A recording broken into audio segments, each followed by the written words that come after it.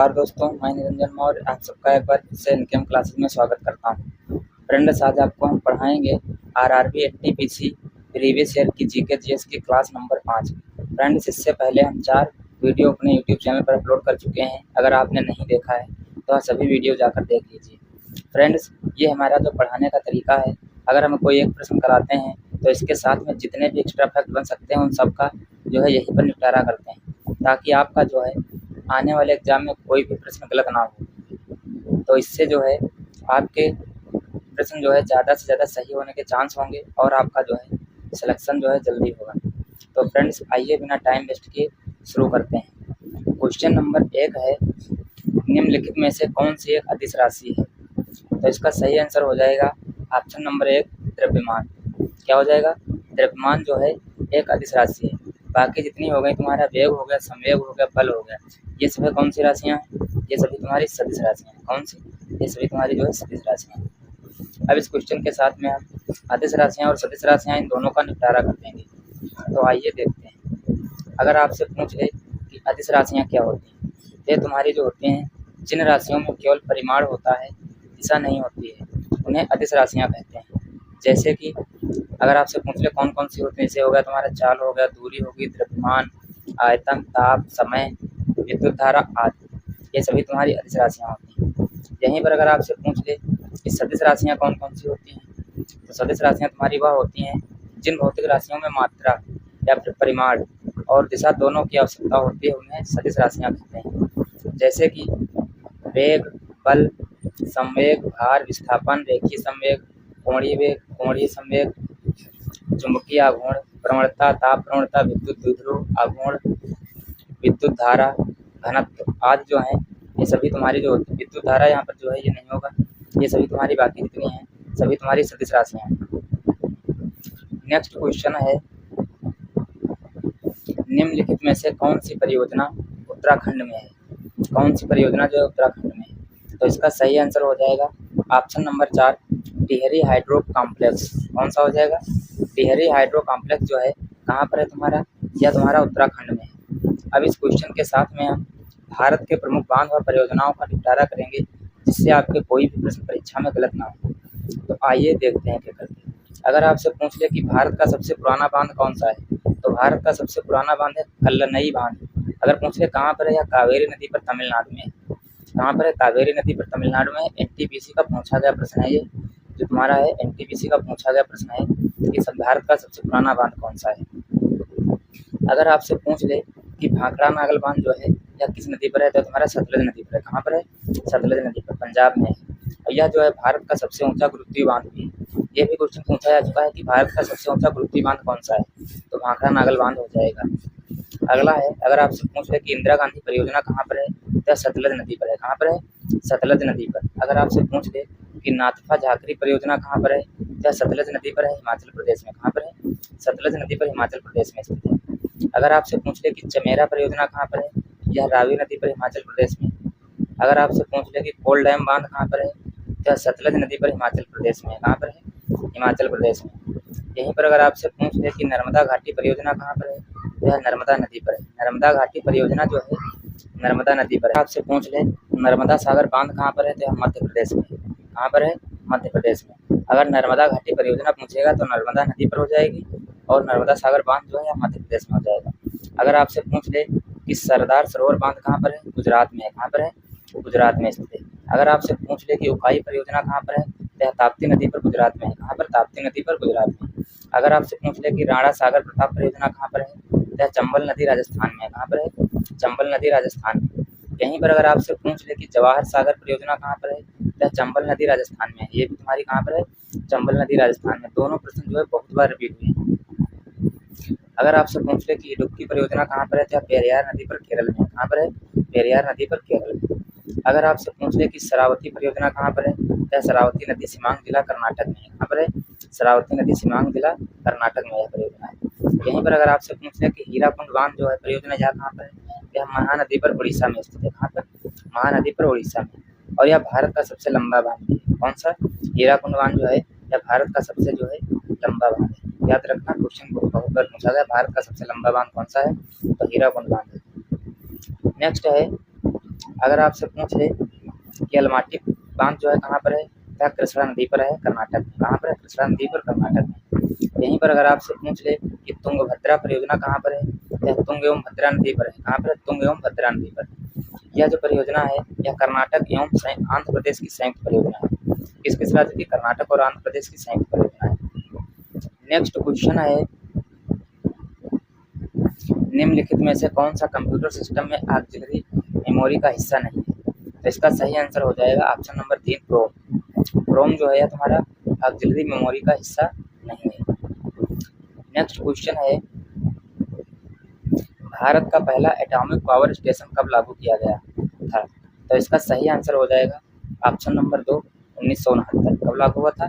1969 में। अब इस क्वेश्चन के साथ में हम भारत के जितने एटॉमिक पावर स्टेशन हैं उन सबका निपटारा यहीं पर कर देंगे, ताकि आपका जो है परीक्षा में कोई भी प्रश्न जो है गलत ना हो पाए।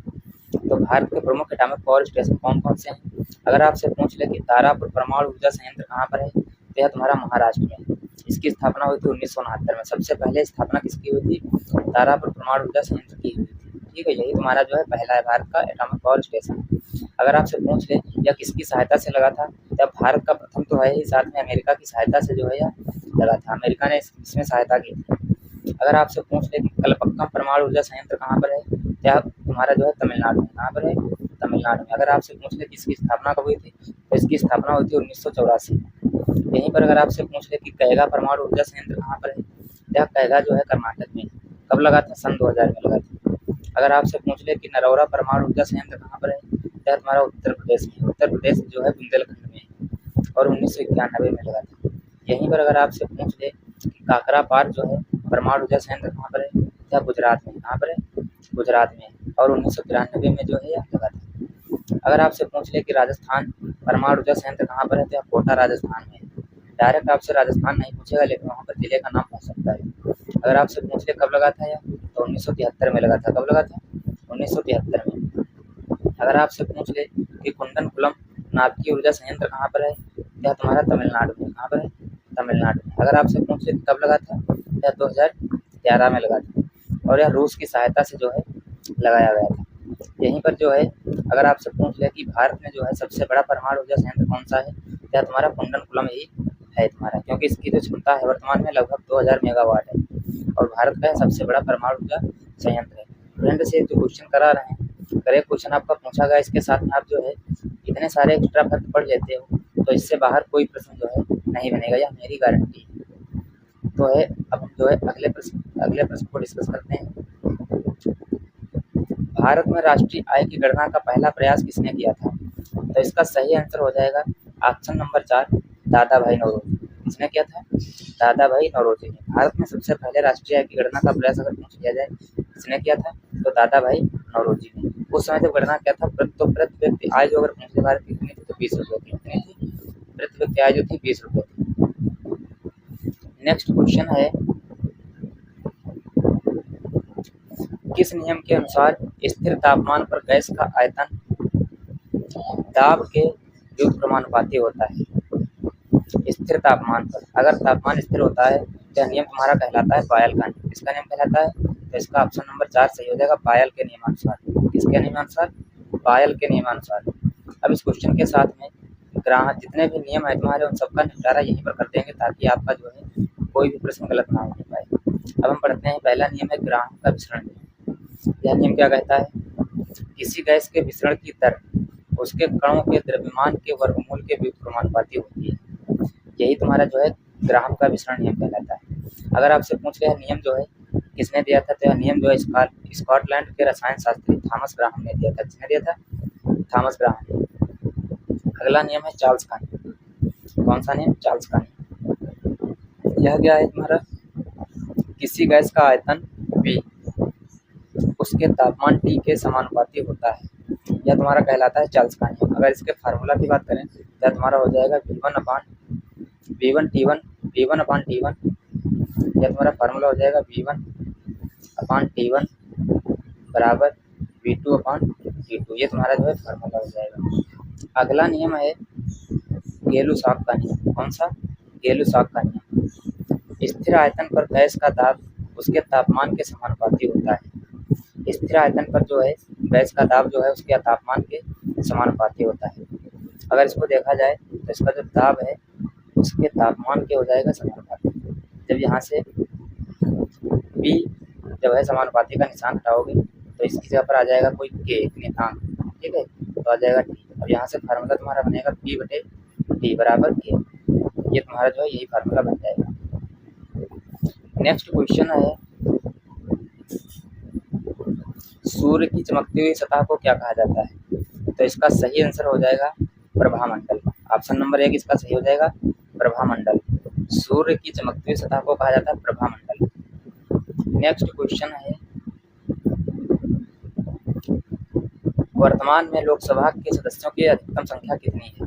तो इसका सही आंसर हो जाएगा ऑप्शन नंबर 3 550। कौन सा हो जाएगा 550। लेकिन जब उसमें एनटीपीसी में प्रश्न पूछा गया था 2021 में, तब जो उसमें लोकसभा में 552 हुआ करती थी, तो वह कितनी हुआ करती थी 552। लेकिन इसमें जो है संविधान संशोधन तुम्हारा हुआ था, तो जो तुम्हारे 2 सदस्य थे एंग्लो इंडियन वाले, कौन से एंग्लो इंडियन वाले, इनको जो हटा दिया गया। तो वर्तमान में टोटल संख्या बची 550, याद रखना, ठीक है। और जो है 543 पर होते हैं तुम्हारे चुनाव, ठीक है, ये भी याद रखना।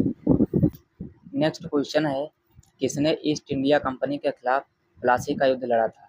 तो इसका सही आंसर हो जाएगा ऑप्शन नंबर 3 सिराजुद्दौला।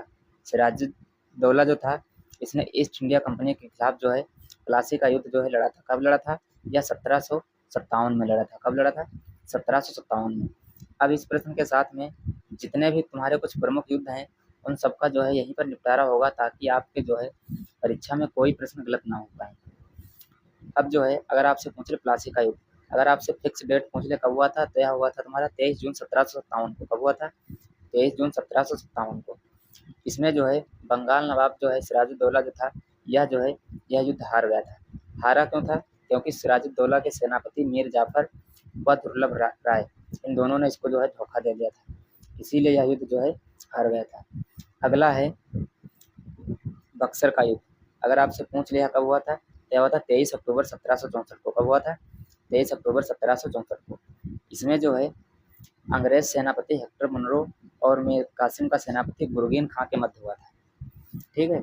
इस युद्ध को कहते हैं किंग निर्माता युद्ध। क्या कहते हैं? किंग मेकर बैटल युद्ध भी कहते हैं, क्योंकि यहाँ से इस युद्ध से तय हो गया था कि जो है बंगाल की गद्दी पर अब जो है नवाब लोग जो है नहीं बैठेंगे, यहाँ से जो शासन होगा वह ईस्ट इंडिया कंपनी का शासन होगा। अगला युद्ध है चौथा आंग्ल मैसूर युद्ध। चौथा आंग्ल मैसूर युद्ध यह हुआ था 1799 में। कब हुआ था? 1799 में। यह अंग्रेजों और टीपू सुल्तान के मध्य हुआ था। इस युद्ध में टीपू सुल्तान जो है मारा गया था। कौन मारा गया था? टीपू सुल्तान। अगर आपसे पूछ ले कि टीपू सुल्तान के पिता का क्या नाम था, तो इनके पिता का नाम था हैदर अली। क्या नाम था? हैदर अली।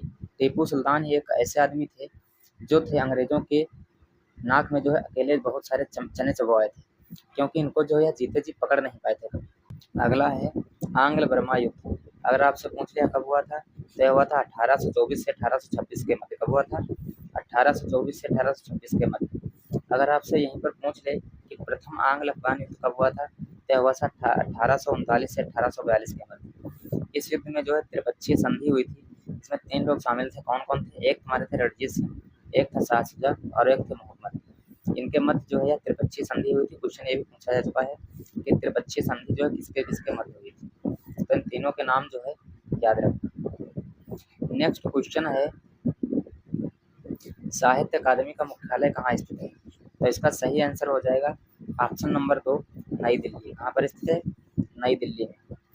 अब जो है इस क्वेश्चन के साथ में कुछ प्रमुख जो है साहित्य अकादमी हैं, कुछ प्रमुख अकादमी हैं, उनके मुख्यालय के बारे में डिस्कस करेंगे, ताकि आपके जो है इसके अलावा कोई प्रश्न बने इससे रिलेटेड तो वह गलत ना हो पाए। अगर आपसे पूछ ले कि ललित कला अकादमी जो है इसकी स्थापना कब हुई थी, तो इसकी स्थापना हुई थी 5 अगस्त 1954 को। कब हुई थी? 5 अगस्त 1954 को। अगर आपसे पूछ ले कि इसका मुख्यालय कहाँ है, तो इसका मुख्यालय भी तुम्हारा नई दिल्ली में। कहाँ पर है? नई दिल्ली में। अगर आपसे पूछ ले कि संगीत नाटक अकादमी की स्थापना कब हुई थी, तो इसकी स्थापना हुई थी 1953। कब हुई थी? 1953। अगर आपसे पूछ ले कि इसका मुख्यालय कहाँ है, तो इसका मुख्यालय भी नई दिल्ली में। कहाँ पर है? नई दिल्ली में। अगर आपसे पूछ ले कि भारतीय नाट्य अकादमी की स्थापना कब हुई थी, तो इसकी स्थापना हुई थी 1959 में। कब हुई थी? 1959। मुख्यालय इसका भी तुम्हारा जो है नई दिल्ली में है। यहीं पर अगर आपसे पूछ ले कि साहित्य अकादमी की स्थापना कब हुई थी, तो इसकी स्थापना हुई थी 1954 में और इसका मुख्यालय नई दिल्ली में है। यही प्रश्न जो तुम्हारा अभी था। यहीं पर अगर आपसे पूछ ले कि भारतीय सैनिक अकादमी जो है इसका मुख्यालय कहाँ पर है, तो इसका मुख्यालय है देहरादून में। कहाँ पर है? देहरादून में। नेक्स्ट क्वेश्चन है, लाइकेन एक ऐसा जीव है जो चेतावनी देता है, तो इसका सही आंसर हो जाएगा ऑप्शन नंबर 2 वायु प्रदूषण। लाइकेन जो है तुम्हारा वायु प्रदूषण की जो है चेतावनी देता है। याद रखना, इंपॉर्टेंट क्वेश्चन है, कई बार परीक्षा में पूछा गया। अगला क्वेश्चन है, निम्नलिखित में से कौन से राज्य में विधान परिषद है? कौन से राज्य में विधान परिषद है? तो इसका सही आंसर हो जाएगा ऑप्शन नंबर 2 आंध्र प्रदेश। किसमें विधान परिषद है? आंध्र प्रदेश में। अब इस क्वेश्चन के साथ में विधान परिषद का निपटारा यहीं पर करेंगे ताकि आपके जो है परीक्षा में कोई भी प्रश्न गलत ना हो पाए। अगर आपसे पूछ ले जो विधान परिषद है इसकी स्थापना भारत के संविधान के अनुच्छेद किसमें है, तो 169 में। इसमें विधान परिषद तुम्हारा जो है 169 में है और विधानसभा जो है 170 में। ये भी याद रखना। ये जो है 28 राज्यों में से केवल 6 राज्यों में विधान परिषद इस समय लागू है। कितने राज्यों में? 6 राज्यों में। यह कौन कौन से राज्य हैं तुम्हारा?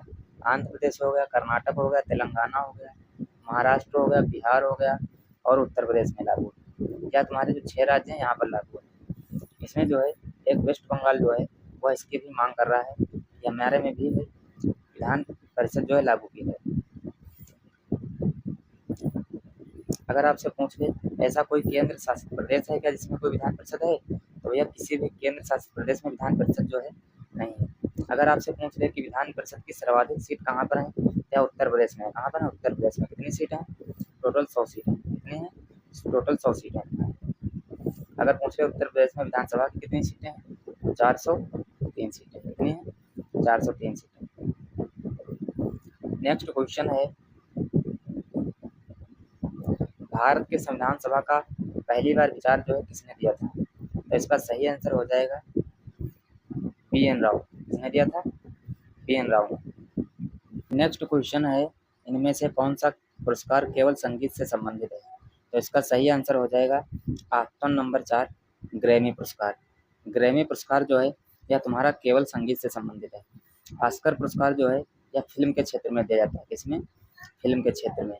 टैगोर पुरस्कार जो है यह साहित्य के क्षेत्र में दिया जाता है। किसमें? साहित्य के क्षेत्र में। और जो है एक पुरस्कार दिया जाता है टेलीविजन के क्षेत्र में। किसमें? टेलीविजन के क्षेत्र में। यह तुम्हारा कौन सा होता है? यह तुम्हारा होता है तुम्हारा पुरस्कार एमी पुरस्कार। कौन सा होता है? एमी पुरस्कार जो होता है यह तुम्हारा टेलीविजन के क्षेत्र में दिया जाता है। ये भी याद रखना। नेक्स्ट क्वेश्चन है, कौन से राष्ट्र ने कॉमनवेल्थ गेम्स की 5 बार मेजबानी की है, तो इसका सही आंसर हो जाएगा ऑप्शन नंबर 4 ऑस्ट्रेलिया। ऑस्ट्रेलिया में अब तक कुल जो है 5 बार कॉमनवेल्थ गेम्स हो चुके हैं। अगर आपसे पूछ ले कि इसकी स्थापना कब हुई थी, तो इसकी स्थापना हुई थी 19 अप्रैल 1949 को। कब हुई थी? 19 अप्रैल 1949 को। हालांकि जब इसका पहली बार आयोजन हुआ था तो इसका नाम जो है कुछ और हुआ करता था। अगर आपसे पूछ ले कि पहली बार आयोजन हुआ कब था, तो यह 1930 में हुआ था। कहाँ पर हुआ था? ओटोरियो कनाडा में हुआ था। कहाँ पर हुआ था? ओटोरियो कनाडा में। शुरुआत में जब है इसका नाम हुआ करता था 1930 से 1950 तक इसका नाम हुआ करता था ब्रिटिश अंपायर खेल। क्या हुआ करता था? ब्रिटिश अंपायर खेल। 1950 से 66 तक जो है यह तुम्हारे खेल थे ब्रिटिश अंपायर और कॉमनवेल्थ खेल। ये इसका है जो दोबारा नाम चेंज हुआ। उसके बाद में 1978 से अब तक का जो है इसका नाम चल रहा है कॉमनवेल्थ खेल। अगर आपसे पूछ ले कि भारत जो है इसमें कब शामिल हुआ था, तो भारत जो है इसमें 1934 में शामिल हुआ था। कब शामिल हुआ था? 1934 में भारत इसमें शामिल हुआ था। ये भी याद रखना। नेक्स्ट क्वेश्चन है,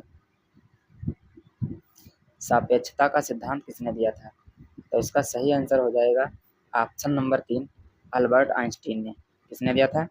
सापेक्षता का सिद्धांत दिया था अल्बर्ट आइंस्टीन ने। याद रखना, वेरी इंपॉर्टेंट क्वेश्चन है, परीक्षा में जो है कई बार पूछा जा चुका है। अगला क्वेश्चन है, भाभा परमाणु अनुसंधान केंद्र बार्क जो है कहाँ पर स्थित है, तो इसका सही आंसर हो जाएगा मुंबई। कहाँ पर स्थित है? मुंबई में। अब इस क्वेश्चन के साथ में जो है हम जो है भाभा परमाणु अनुसंधान केंद्र का जो है निपटारा करेंगे। तो आइए देखते हैं। भारत के परमाणु कार्यक्रम के जनक अगर आपसे पूछ ले कौन है, क्या तुम्हारे यहाँ डॉक्टर होमी जहांगीर भाभा। कौन है? डॉक्टर होमी जहांगीर भाभा। अगर आपसे पूछ ले कि भाभा परमाणु अनुसंधान केंद्र की स्थापना कब हुई थी, तो इसकी स्थापना हुई थी 6 जनवरी 1954 को। कब हुई थी? 6 जनवरी 1954 को। अगर इसकी स्थापना आपसे पूछ ले कि किसके रूप में हुई थी, तो परमाणु ऊर्जा संस्थान के रूप में हुई थी। परमाणु ऊर्जा संस्थान के रूप में इसकी स्थापना हुई थी। और जो है 24 जनवरी 1967 को इसका जो है नया नाम हो गया था भाभा परमाणु अनुसंधान केंद्र। क्या हो गया था? भाभा परमाणु अनुसंधान केंद्र। मुख्यालय जो इसका कहाँ पर है?